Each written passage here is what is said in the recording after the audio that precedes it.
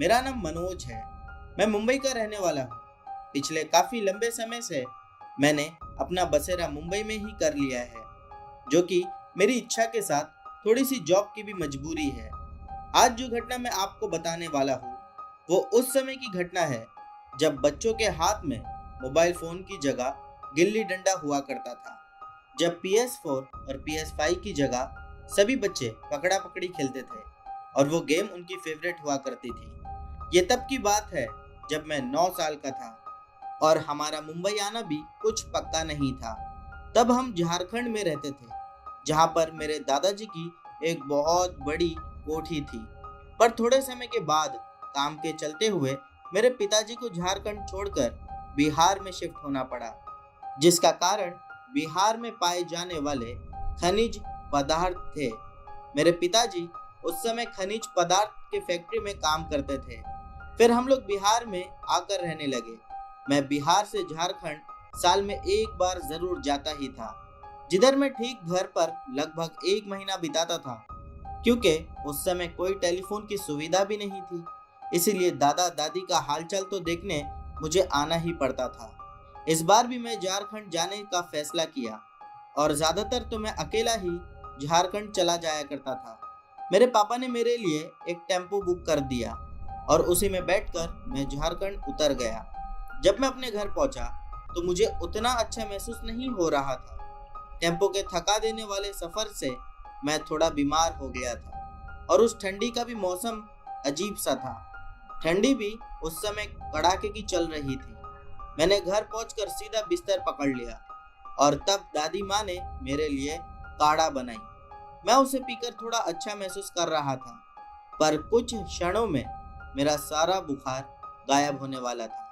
मेरे दादाजी ने मेरे लिए तोहफा लाया था। जब मैंने तोहफा खोलकर देखा तो मैं फूले नहीं समा पाया। उसमें दूरबीन थी और उस समय 9 साल के बच्चे के लिए किसी मोबाइल से कम नहीं थी वो दूरबीन। मैं हर वक्त उत्तेजना में वो दूरबीन लेकर पूरे गांव में घूमता रहता था और कुछ ना कुछ देखता ही रहता था। मुझे चिड़िया देखने का बहुत ज़्यादा शौक था। मैं घंटों घंटों तक चिड़ियाओं को देखता रहता था। उस समय पता नहीं मेरे कैसे शौक हुआ करते थे। मुझे आज भी याद है वो वक्त जब मैं शाम को अपने घर से जंगल के इधर दूरबीन से देख रहा था कि तभी अचानक से मुझे एक बहुत ही बड़ी सी चिड़िया दिखाई पड़ी।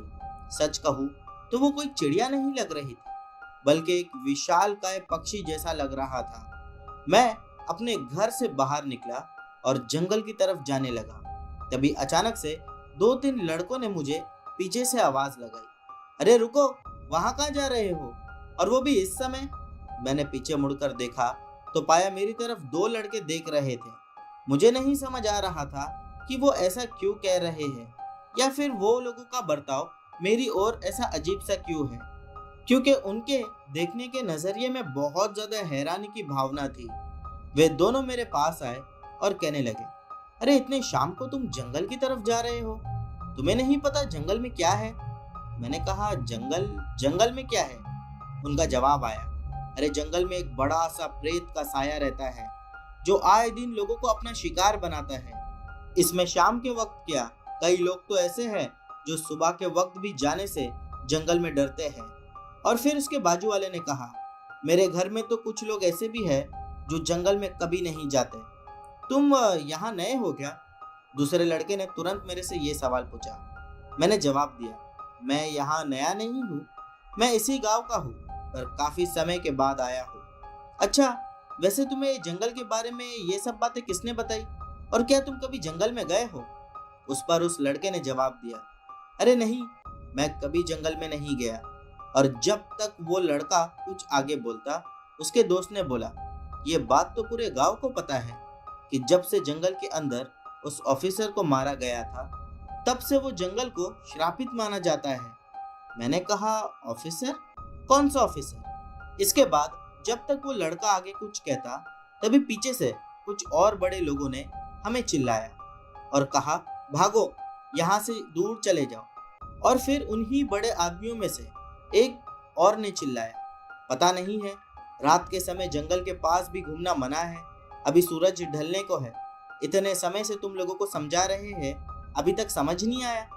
हम तीनों वहां से भाग गए और तब रास्ते में हम तीनों की बहुत अच्छी दोस्ती भी हो गई। उसमें से एक लड़के का नाम सूरज और दूसरे का नाम विजय था। सूरज ने मेरे घर के बारे में पूछा कि मैं कहाँ रहता हूँ। मैंने कहा मेरा घर यहीं पास में ही है, तुमने देखा भी होगा, चलो मैं तुम्हें दिखाता हूँ। और मैंने वो दोनों को अपने घर ले गया। वे दोनों ने कहा हम तो यहाँ पर कई बार आ चुके हैं, अच्छा यही तुम्हारा घर है।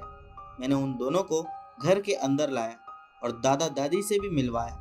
पर वो दोनों पहले से ही मेरे दादाजी को जानते थे और मेरे दादाजी भी पहले से ही उन दोनों को जानते थे। हम तीनों मेरे कमरे में जाकर टीवी देखने लगे। थोड़े समय बाद ये दोनों ने कहा अरे बहुत समय हो गया है, अब हम दोनों को घर जाना चाहिए। तब तक दादी आई और कही बच्चों खाना बन गया है तो खाना खा कर जाओ। वे दोनों पहले मना कर रहे थे, पर फिर मेरे दादाजी कमरे में आए। उन्होंने कहा अरे मैं तुम दोनों के दादा को जानता हूँ, मैं उन लोगों से बात कर लूंगा, कोई चिंता नहीं है। और इसके साथ मेरे दादा ने यह भी कहा कि मैं तुम्हें घर छोड़ दूंगा। ये सुन के वो दोनों भी रुकने के लिए मान गए। जब हमने खाने की टेबल पर खाना लगाया और खाना खाने बैठे, तभी अचानक से जंगल की बात शुरू हुई। मैंने ऑफिसर के बारे में दादाजी से पूछा, जिस पर दादाजी ने कहा ये सब बच्चों की सुनने वाली बातें नहीं हैं और तुम लोग ये सब चीजों पर ध्यान मत दो, और बात को बदल दिया। पर फिर वो दोनों भी बहुत जोर देने लगे। सूरज ने कहा दादाजी हमने भी सिर्फ सुनी सुनाई बातें ही सुनी है, असली में क्या हुआ था उस जंगल में हमें भी बताइए ना, आप तो उस समय पर रहे ही होंगे गांव में। बहुत मिन्नत करने के बाद दादाजी बात बताने के लिए तैयार हो गए, पर उन्होंने कहा कि तुम किसी और को ये सारी बात नहीं बताना। हमने भी दादाजी की बात में आकर हामी भर दी। फिर दादाजी ने जंगल की बात बताई। ये जंगल जो अभी जंगल बन चुका है, वो एक समय पर इतना बड़ा जंगल नहीं था। गांव के कई सारे लोगों के इस जंगल में जमीन हुआ करते थे। काफी सारे लोग जंगल से जुड़े हुए हिस्सों में खेती किया करते थे। समय के साथ जंगल बढ़ रहा था और लोग यहाँ पर खेती करना काफी कम कर दिए थे, पर फिर भी उस समय काफी सारे लोग खेती बाड़ी में लगे हुए थे। उस समय सरकार की तरफ से जंगल की सुरक्षा के लिए एक फॉरेस्ट ऑफिसर को भेजा। उसकी पोस्टिंग हमारे गांव में ही हुई थी। वैसे तो जब उस ऑफिसर को पहली बार हम सब ने देखा तो वो ऑफिसर एक बहुत ही अच्छा आदमी मालूम पड़ रहा था, पर समय के साथ उसने अपना काला चेहरा दिखा ही दिया।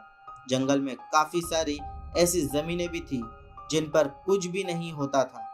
वो सारी जमीनें खाली ही पड़ी रहती थी। या तो वो जमीनें बंजर हुआ करती थी या फिर यूं समझ लो कि उनके मालिक काफी समय से गांव के बाहर रहा करते थे। धीरे धीरे करके उस ऑफिसर ने लोगों को जमीन के छोटे छोटे हिस्से को जंगल की सरकारी जमीन बताने लगा। उस समय गांव वालों को इन सब चीजों का इतना ज्ञान नहीं था। कुछ समय तक तो सब शांत रहे, पर जब लोगों ने इसका विरोध करना शुरू किया तो ऑफिसर खुद को सरकारी बताते हुए अलग अलग कायदे कानून बताकर लोगों को डराने लगा। कोई उस समय इतना सक्षम नहीं था जो उससे जाकर लड़ सके।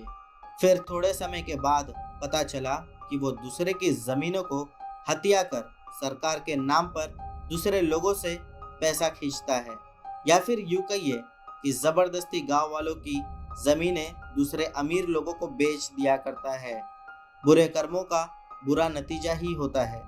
ये बात बहुत जल्दी साबित हो गई जब उसने गांव के सबसे बड़े सूबेदार की जमीन के साथ ऐसा किया।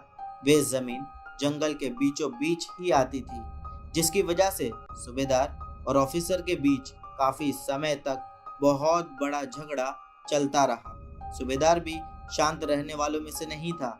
ऐसा कहते हैं कि जो घर सरकार ने उस ऑफिसर को रहने के लिए जंगल के करीब दिया था, एक रात को उसी घर को सूबेदार ने बाहर से बंद करके जलवा दिया। किसी ने सूबेदार के खिलाफ गवाही नहीं दी और ये बात मानो दूसरे के लिए रहस्य जैसी बन गई कि ऑफिसर की मौत पता नहीं कैसे हो गई। ऑफिसर की बहुत बुरी तरह से जल के मृत्यु हुई थी, जिसके शरीर को गांव वालों द्वारा निकाला भी नहीं गया। कहा जाता है कि उसकी जलती हुई चिल्लाने की आवाज से पूरा जंगल सहम गया था। जैसे सबको लगा था कि ऑफिसर चला गया, पर अभी भी जंगल से वो गया नहीं था। ऐसे कई सारे लोगों का कहना है और मानना है कि जैसा वो ऑफिसर दिखता था, हूबहू ठीक वैसी ही उस ऑफिसर की छवि उन्हें जंगल में कई बार दिखाई दी है और महसूस भी उन लोगों ने किया था। उनमें से एक गांव वाले का ये भी कहना था कि जब एक शाम वो गांव से लकड़ियां काट कर ला रहा था, तभी उसने जलते हुए उसी फॉरेस्ट ऑफिसर को उसकी ओर भागता हुआ आते हुए देखा। वो जला हुआ घर अभी भी जंगल के करीब में ही है। सूबेदार की 4 साल बाद बहुत असामान्य तरीके से मौत हो गई। उसका पूरा कारोबार, घर बार सब कुछ खराब हो गया और सब कुछ बिल्कुल खत्म हो गया।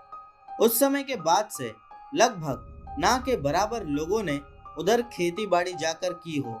मानो सभी लोग बहुत ज्यादा डरे हुए और सहमे हुए हैं। इसका कोई फायदा किसी को नहीं हुआ। उसकी प्रेत आत्मा किसी को मानो जंगल में देखना ही नहीं चाहती है। सब लोगों ने अपनी जमीन को वैसे ही वहां पर छोड़ दिया। कोई अपनी जमीन को बेचना चाहता था तो दूसरे खरीद ही नहीं पाते थे। जैसे जैसे समय बीता, वहां का जंगल और विशाल होता गया। अब वो घर जो जंगल के करीब था, वो जंगल के काफी अंदर जा चुका है, जो आज भी जली हुई हालत में है। और कहते हैं कि वहां पर निश्चिंत रूप से उस ऑफिसर की आधी जली हुई लाश हिलती हुई दिखाई देती है। पर तुम लोग गलती से भी जंगल के अंदर मत जाना, और शाम के वक्त तो कभी भी नहीं। ये कहानी खत्म होते होते हम लोग का खाना भी खत्म हो गया था। वो दोनों भी ज्यादा रात होने के कारण हमारे ही घर पर रुक गए और फिर लगभग 11 बजे के करीब मेरी आंख लग गई।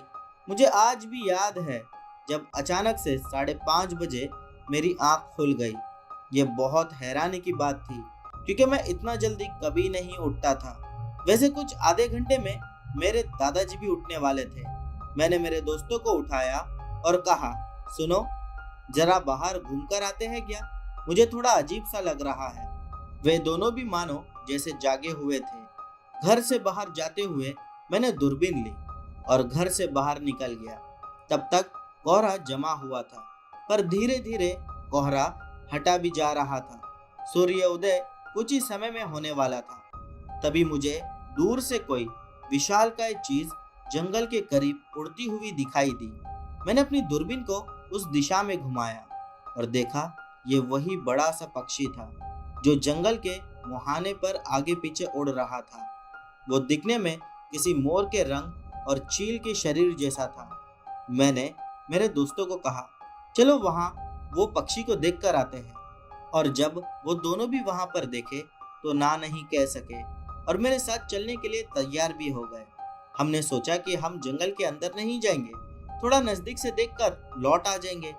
वो एक अजीब सी आकृति वाला विशालकाय कोई पक्षी था जिसे कोई पहली नजर में देखे तो मानो उसकी सुंदरता और नायाबता पर मोहित हो जाए। जैसे ही हम थोड़ा सा जंगल के नजदीक गए, वो पक्षी थोड़ा अंदर की ओर उड़ने लगा। वो हर वक्त अपनी हल्की सी जगह बदल रहा था और शायद धीरे धीरे जंगल के भीतर जा रहा था। हम थोड़े से अब जंगल के अंदर आ चुके थे, पर मैंने उन दोनों को कहा, अरे डरो मत, हम ज्यादा अंदर नहीं जाएंगे, और वैसे भी हम अकेले थोड़ी ना हैं, हम तो 3 लोग हैं। मुझे अभी भी वो पक्षी साफ साफ दिखाई दे रहा था। हैरानी से वो पक्षी हमारी नजरों से ओझल ही नहीं हो रहा था। हम कुछ ही कदम आगे चले होंगे, अचानक से जो मुझे दिखा उससे मेरा दिल दहल उठा। मेरे कुछ 50 मीटर आगे एक जला हुआ टूटा फूटा घर था। इस घर को देखते ही सबसे पहले विचार मेरे ख्याल में आया कि ये वही ऑफिसर का घर तो नहीं, पर हम तो जंगल के इतना अंदर भी नहीं आए हैं। जब हमने पीछे मुड़कर देखा तो ऐसा महसूस हो रहा था कि हम जंगल के काफी अंदर आ चुके हैं, पर ऐसा संभव नहीं था क्योंकि हमें जंगल में आए हुए मुश्किल से 2 से 5 ही मिनट हुए होंगे। हम थोड़ा डर से कांपने लगे। मैंने उनको कहा, चलो यहाँ से चलते हैं और हम उल्टे मुड़े के जंगल से बाहर निकल ही जाएंगे। लेकिन अब हमें जंगल के बाहर निकलने का रास्ता ही नहीं मिल रहा था। हम बहुत ज्यादा मेहनत करके रास्ते को ढूंढने की कोशिश कर रहे थे। हम लगभग 10 से 15 मिनट उसी जंगल में घूमते रहे। काफी अजीब अजीब सी आवाजें जंगल में से आ रही थी और वो आवाजें इतनी ज्यादा भयानक थी कि जिसकी हद नहीं। एक डरा देने वाली बात ये थी कि उतनी दर्दनाक आवाज हमारे कानों तक गूंजती हुई आ रही थी और तब हमारी उम्र 9-10 साल की होगी। आप खुद सोच सकते हो कि हम पर क्या बीत रहा होगा। लेकिन फिर भी हमने रास्ता ढूंढने की कोशिश छोड़ी नहीं। हम जब भी रास्ता ढूंढने के लिए जंगल की बाहर आना चाहते तो पता नहीं हम कैसे उसी जले हुए घर के पास आकर खड़े हो जाते। मैं घर की तरफ अजीब तरह से देखे जा रहा था। मुझे इस बात का ज्ञान था, पर फिर भी मैं अपने पर नियंत्रण नहीं कर पा रहा था। तभी सूरज ने मेरे कंधे पर हाथ रखते हुए धीरे से मेरे कान में कहा, वो देख, सामने मनोज खड़ा है। जब मैंने उस दिशा में देखा तो एक आदमी जो किसी फॉरेस्ट ऑफिसर का कपड़ा पहने हुए हमारी तरफ पीठ करके कुछ 60-70 मीटर की दूरी पर उल्टा घूमकर खड़ा था और कुछ बोलते ही जा रहा था। हमें ठीक से आवाज तो नहीं आ रही थी, पर इतना पता चल रहा था कि वो आदमी कुछ गुस्से में बड़बड़ा रहा है। ये कोई तर्क की बात नहीं थी कि ये वही ऑफिसर की बुरी आत्मा है। मैंने अपने कदम पीछे किए। उस समय मेरे पैरों से चटकने वाले सूखे पत्ते और लकड़ियों की आवाज मानो जंगल में गूंज गई। तभी एक झटके में ऑफिसर पीछे मुड़ा और उसका वो भयानक चेहरा मानो मेरे पैरों तले जमीन खिसक गई थी। शायद मैं उस पल को अपनी जिंदगी में कभी नहीं भूल सकता। जब वो ऑफिसर पीछे मुड़ा तो उसका दिल दहला देने वाला चेहरा दिखाई दिया। उसका चेहरा मानो जले हुए सालों पुराना लाश के जैसा चेहरा लग रहा था। उसके चेहरे पर अजीब सी खूंखार दरिंदगी दिखाई दे रही थी, जैसे अब हमारी मौत हमारे सामने हो। मौत को अपनी आंखों से अपने सामने देखना उतना ज्यादा डरावना नहीं था, लेकिन हाँ, वो फॉरेस्ट ऑफिसर हमारी जान ले लेगा, ये सोचकर भी हमारी रूह कांप गई थी। उस समय मैं बेसुध होकर बस भागने लगा। मुझे उस समय सिर्फ मेरा घर याद आ रहा था। मैं अपने पीछे आते हुए उस बुरी आत्मा की आवाज को साफ साफ सुन पा रहा था। उसके भागने की गति कुछ ऐसी थी कि जैसे वो हर पल मेरे ठीक पीछे ही भाग रहा था। जंगल में मेरे लिए मानो सब अजनबी हो गए थे और वो जंगल मेरे लिए ऐसा अनजान था जैसा कि शायद मानो मैं अपनी जिंदगी में वहां पर पहली बार आया था। मैं जिस दिशा में भाग रहा था, ऐसा लग रहा था कि जंगल उस दिशा में बड़ा होता जा रहा है। मैं अपने डर में इतना बेसुधा था कि मैंने अपने दोस्तों को भी नहीं देखा। जब मुझे अपने दोस्तों की याद आई और अपने आसपास मैंने नजर फिराई तो मैंने देखा कि मेरा दोस्त जो कि सूरज, वो मेरे थोड़े ही पीछे भागते हुए नजर आ रहा था। लेकिन विजय मुझे दूर दूर तक कहीं नहीं दिख रहा था। मैं भाग भाग के पूरी तरह से थक गया था। अब मुझसे थोड़ा भी भागा नहीं जा रहा था। तभी मैं रुक गया और विजय को ढूंढने लगा। ढूंढते ढूंढते मुझे थोड़ी दूरी पे किसी के चिल्लाने की आवाज सुनाई दी। वो आवाज इतनी भयानक थी जिसे शब्दों में मैं बयान नहीं कर सकता। मैं उस आवाज को सुनकर काफी ज्यादा डर गया था। आवाज थोड़ी दूर से आ रही थी, पर मुझे कहीं ऐसी आकांक्षा हो रही थी कि शायद ये विजय की ही आवाज थी और शायद वो किसी मुसीबत में था। मैंने सूरज को कहा, चल उस तरफ जाते हैं, और उस तरफ हम दोनों ही भागने लगे। और एक बात ये भी थी कि अब तक तो मैंने जीने की इच्छा ही छोड़ ही दी थी। बस आधे ही रास्ते जाते ही मुझे बहुत जोर से आवाज सुनाई दी। वो आवाज ठीक हमारे पीछे से आई थी, जैसे कोई विशाल काय सी चीज किसी पेड़ से गिरी हो। जब हमने पीछे देखा तो वो विजय का शरीर पेड़ से टकराते हुए नीचे गिरा हुआ था। यह मंजर देखने के बाद हम दोनों दोस्त कुछ पल के लिए सुन पड़ गए थे। समझ में नहीं आ रहा था कि ये हमारे साथ क्या हो गया। तभी उसी वक्त उसी पेड़ पर ऊपर से एक आदमी पीछे मुड़कर कुछ खाए जा रहा था। ये वही ऑफिसर का प्रेत था। वो खाते खाते गुस्से में कुछ बोल भी रहा था जो बिल्कुल भी हमारे समझ में नहीं आ रहा था। हम लोग जैसे अपनी ही जगह पर जम गए थे। उस ऑफिसर का सर अपने आप पीछे मुड़ने लगा, परंतु उनके शरीर का आधा हिस्सा अभी भी आग में लपटा हुआ था। उसका पूरा सर जब पीछे मुड़ा तब सबसे डरावना दृश्य हमने देखा। उसके मुंह पर बहुत ज्यादा खून लगा हुआ था और अजीब से कटे फटे निशान थे जो साफ साफ इस बात को दर्शा रहे थे कि मेरे दोस्त की जो हालत हुई थी वो इसी के कारण हुई है। वो हमारे इधर देखकर अचानक से फिर हंसने लगा।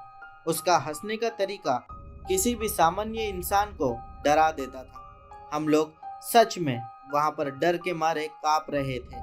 समझ में ये नहीं आ रहा था कि यहाँ आकर फंस तो गए हैं, अब यहाँ से जान बचाकर कैसे भागेंगे। तभी सूरज ये सब देखकर बहुत जोरों से चिल्लाने और रोने लगा और तभी मुझे थोड़ी दूरी पर कुछ लोगों की चिल्लाती हुई आवाज सुनाई दी जो हमारी ही तरफ आ रहे थे। जब मैंने अपनी दाई तरफ मुड़कर देखा तो मेरे दादाजी के साथ कुछ लोग हमारी ओर डंडे के साथ आ रहे थे। काफी सारे लोग सीधे हमारी तरफ बढ़ते जा रहे थे। अपने दादाजी को देखते ही मेरे अंदर एक अलग से संतुष्टि का भाव प्रकट हुआ और मैंने सीधा जाकर दादाजी को पकड़ लिया। तब वो ऑफिसर का प्रेत मानो हवा में कहीं एकदम से गायब हो गया। इसके बाद मैंने अपनी दोस्त की इतनी बुरी हालत देखी कि जिसकी हद नहीं थी और फिर पूरे गांव ने इस समस्या को इतना गंभीरता से लिया और इस पे जल्दी से एक उपाय भी निकाला। इस चीज ने मुझे इतनी बुरी तरह से डरा दिया था कि उस दिन के बाद मैं 10 साल तक गांव नहीं गया।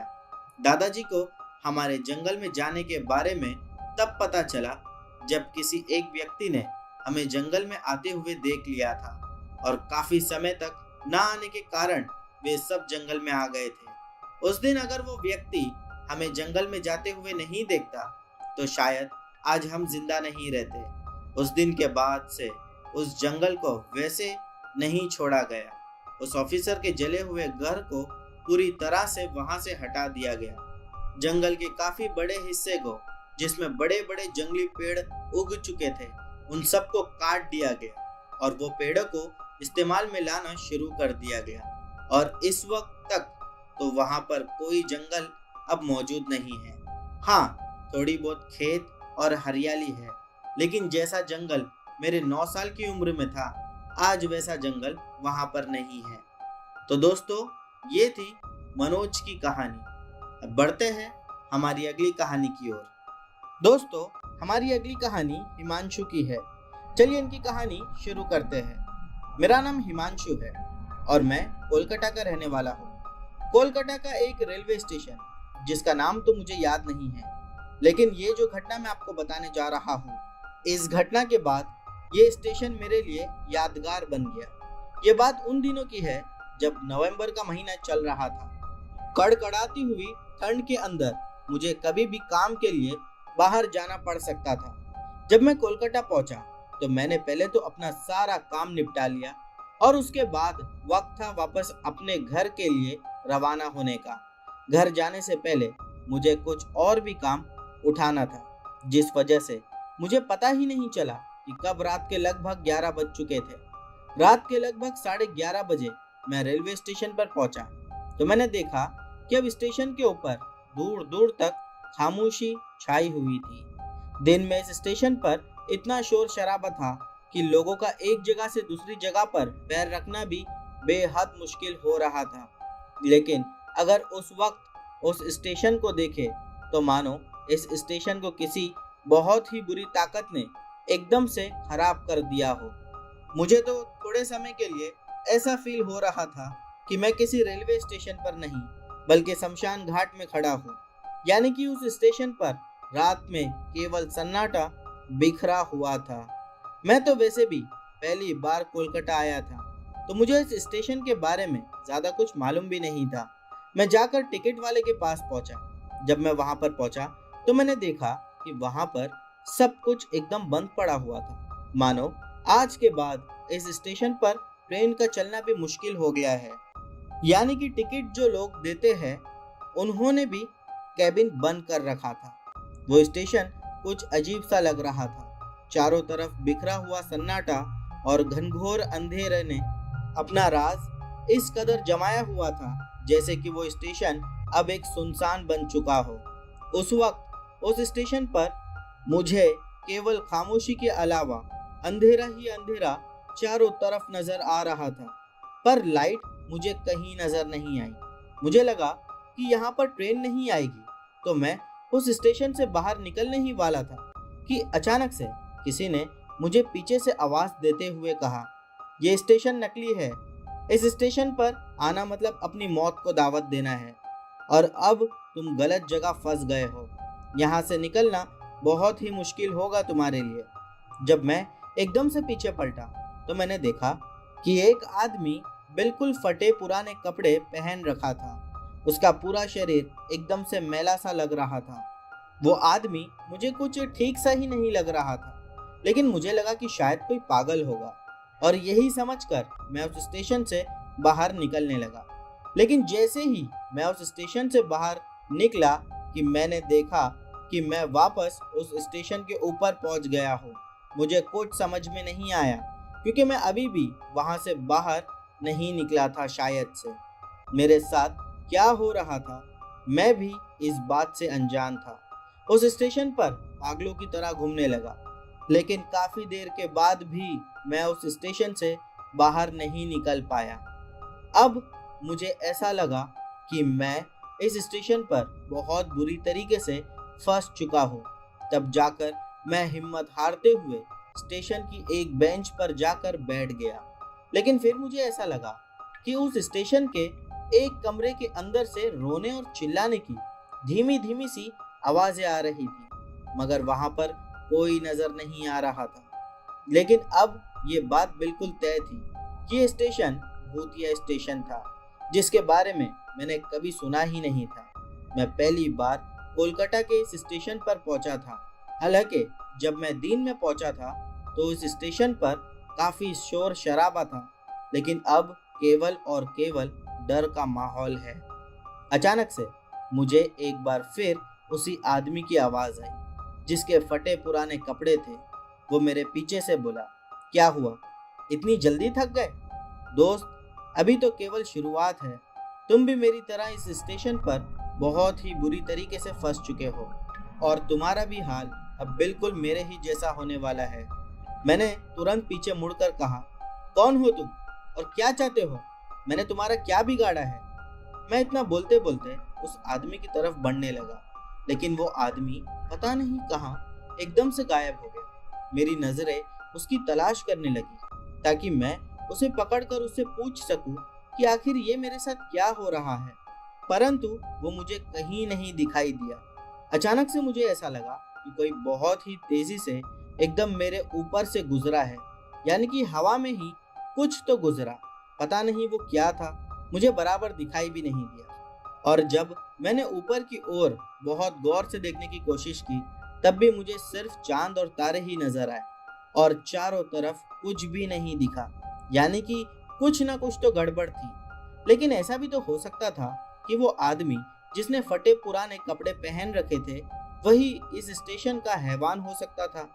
लेकिन बार बार वो आदमी मुझे सिर्फ सतर्क करने के लिए आता और पता नहीं कहीं गायब हो जाता।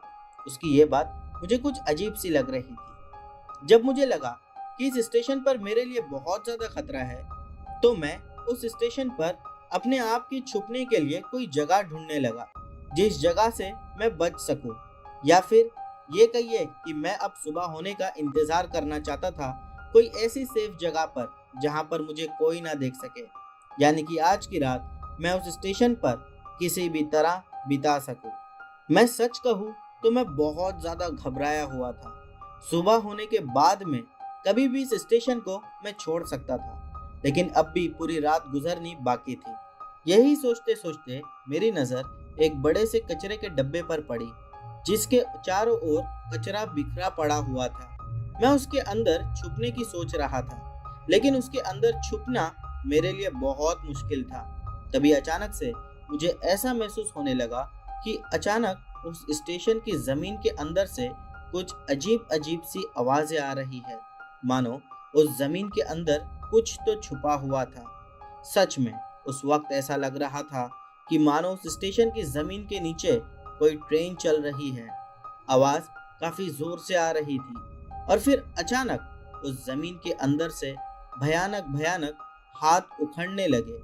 हाथ बहुत ही ज्यादा खतरनाक और डरावने लग रहे थे। उन हाथों का पूरा रंग एकदम काला था। उनके बड़े बड़े नाखून मेरे अंदर एक अलग ही भयानक ऊर्जा को उत्पन्न कर रहे थे। मैं वहां से निकलने लगा, लेकिन मैं जाता भी तो कहाँ जाता, क्योंकि जब भी मैं वहां से भागने की कोशिश कर रहा था तो एक बार फिर मैं उसी स्टेशन के अंदर घुसकर पता नहीं कैसे आ जा रहा था। मैं उस स्टेशन से निकलने की कोशिश करता, मैं वापस अपने आप उसी जगह पर आकर खड़ा हो जाता जहां से निकलना चाह रहा था। मुझे तो समझ में नहीं आ रहा था कि आखिर ये सब मेरे साथ क्या हो रहा है, लेकिन एक बात बिल्कुल पक्की थी कि उस स्टेशन पर एक बहुत ही खतरनाक बुरी शक्तियों का साया था। अभी मैं उस स्टेशन पर थक हार कर एक बेंच पर बैठ गया, लेकिन अचानक वो हाथ और भी ऊपर आने लगे। वो इतने खतरनाक लग रहे थे, मानो मैं उनकी पकड़ में अगर आ जाऊं तो मेरा अंत बिल्कुल तय है। लेकिन कुछ देर के लिए मैं उस स्टेशन के बेंच पर बैठा रहा, क्योंकि मैं बहुत ज्यादा थक चुका था। और फिर जब मुझे ऐसा लगा कि अब मेरे लिए यहाँ पर भी खतरा बढ़ रहा है, तो मैं उस बेंच से उठ गया। लेकिन इस बार जो नज़ारा मेरे सामने था, उसे देखने के बाद मुझे ऐसा पता चल चुका था कि अब मेरा मरना बिल्कुल तय है। अब संसार की कोई भी ताकत शायद मुझे बचाने में सक्षम नहीं थे, क्योंकि इस बार मैंने देखा कि मेरे सामने एक नहीं, दो नहीं, बल्कि बहुत सारे इंसान, जिनमें से कई की गर्दन टूटी हुई थी, तो किसी का हाथ कटा हुआ था, तो किसी का मुंह एकदम से उखड़ा हुआ था। सभी के सभी बहुत ही भयानक लग रहे थे। और फिर अचानक से वो सभी मेरी तरफ देखने लगे। उनमें से भी मुझे एक वही आदमी नजर आया जिसने पहले फटे पुराने कपड़े पहन रखे थे, लेकिन इस बार उसके हाथ में एक सफेद सफेद जैसी कुछ बैग थी। परंतु उसकी बैग से मुझे वैसे तो कोई लेना देना था ही नहीं। मुझे तो किसी भी तरह से अपनी जान बचानी थी, मगर आखिर में अपनी जान कैसे बचाता। और फिर अचानक से एक आदमी ने अपनी गर्दन को चारों तरफ घुमाना शुरू कर दिया, मानो वो इंसान नहीं बल्कि उल्लू का बच्चा हो। उन सभी का मकसद शायद मुझे डराना था, क्योंकि सभी अलग अलग हरकतें कर रहे थे। उन सभी के ऐसे भयानक रूप को देखकर मेरे तो रोंगटे खड़े हो गए थे। मैं पसीने में तरबतर हो चुका था। जब मुझे ऐसा लगा कि अब मेरे पास कोई चारा नहीं, तो मैं उल्टे पांव वहां से भागने लगा। तभी अचानक से एक हाथ, जिसने मेरे पैर को बहुत ही जोर से जकड़ लिया, जिस वजह से मैं औंधे मुंह जमीन पर गिर पड़ा। हालांकि मुझे चोट तो आई, लेकिन मैं किसी तरह से वहां से उठा और फिर से भागने की कोशिश करने लगा। जब मैं इस बार पीछे मुड़ा तो वहां पर कोई मौजूद नहीं था। वो सभी के सभी वहां से गायब हो चुके थे, जिस वजह से मेरा थोड़ा सा डर कम तो हुआ। लेकिन जब मेरी गर्दन जैसे ही सामने की तरफ घूमी, तो मानो एक बार फिर मेरी रूह कांप उठी। इस बार मैंने देखा कि वो सारे के सारे बिल्कुल मेरे सामने खड़े थे, और इस बार उन सभी के अलग अलग नज़ारे एक बार फिर मेरे अंदर के डर को बढ़ा रहे थे। अचानक से मुझे ऐसा लगा कि कोई मेरे बिल्कुल पीछे खड़ा है, और जब मैं एकदम पीछे पलटा तो वहां फटे पुराने कपड़े पहना हुआ आदमी मेरे पीछे था। वो आदमी मुझे अपनी तरफ आने का इशारा कर रहा था। जब मुझे कुछ और नहीं सूझा तो मैं भागता हुआ उस आदमी के एकदम करीब पहुंच गया। वो मुझे एकदम से बोल पड़ा, अगर तुम्हें यहाँ से बचकर निकलना है तो तुम्हें चुपचाप उस खाई के अंदर कूद जाना है, जो कि तुम्हें यहाँ से लगभग 200 मीटर की दूरी पर नजर आ रही होगी। मैं उस आदमी की बात मानना तो नहीं चाहता था, लेकिन उस वक्त मेरे पास कोई और चारा भी नहीं था। मैं जल्दी से भागता हुआ, जिस प्रकार से उसने मुझे दक्षिण दिशा बताई थी, मैं उसी तरह ही चल पड़ा। जब मैं वहां पर पहुंचा तो मैंने देखा कि वहां पर मुझे एक खाई नजर आ रही थी, लेकिन वो खाई किस प्रकार की थी ये मुझे समझ में नहीं आया। मैंने उस खाई के अंदर कूदना ही ठीक समझा, लेकिन जैसे ही मैं उस खाई के अंदर कूदा तो मुझे ऐसा महसूस हुआ कि मैं आसमान से नीचे गिर रहा हूँ।